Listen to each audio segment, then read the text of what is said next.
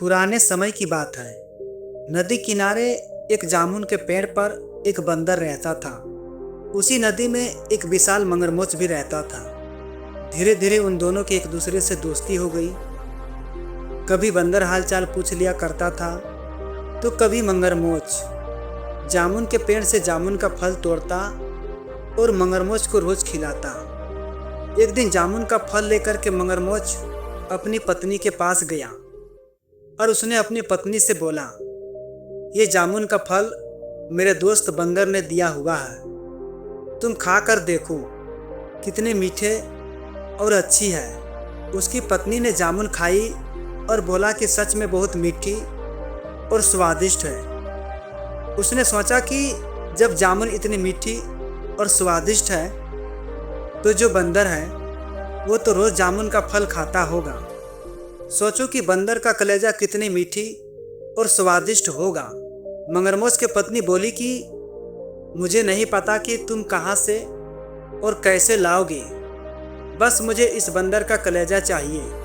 दूसरे दिन मगरमच्छ उस बंदर के पास गया जो नदी किनारे जामुन के पेड़ पर बैठ कर के उस मगरमच्छ को रोज़ जामुन खिलाया करता था और बोला कि बंदर भाई, तेरी भाभी तुझे बहुत याद कर रही है।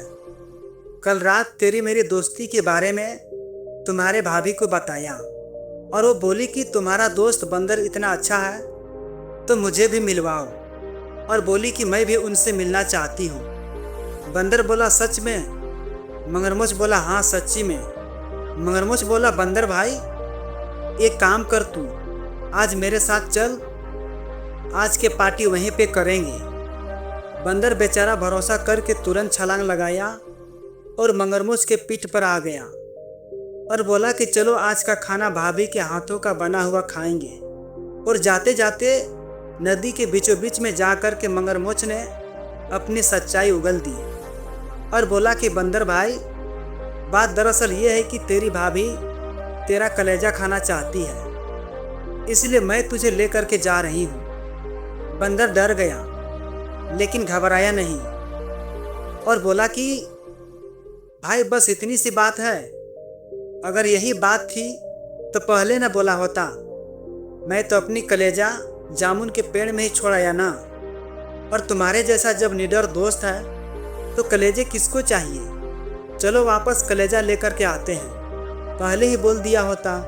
मगरमच्छ भी बंदर की बातों में आ कर के पीछे घूम गया और जैसे ही नदी किनारे जामुन के पेड़ के पास गया और बंदर तुरंत छलांग लगाकर पेड़ पर चढ़ गया और बोला कि जा रे धोखेबाज, मैंने तुझे अपनी दोस्त माना, तेरे पर भरोसा किया और तू इतना बड़ा धोखेबाज निकला। मगरमच्छ शर्मिंदा होकर के वहाँ से चुपचाप वापस अपने घर चला गया। दोस्तों, आजकल इस दुनिया में कदम कदम पर धोखा है।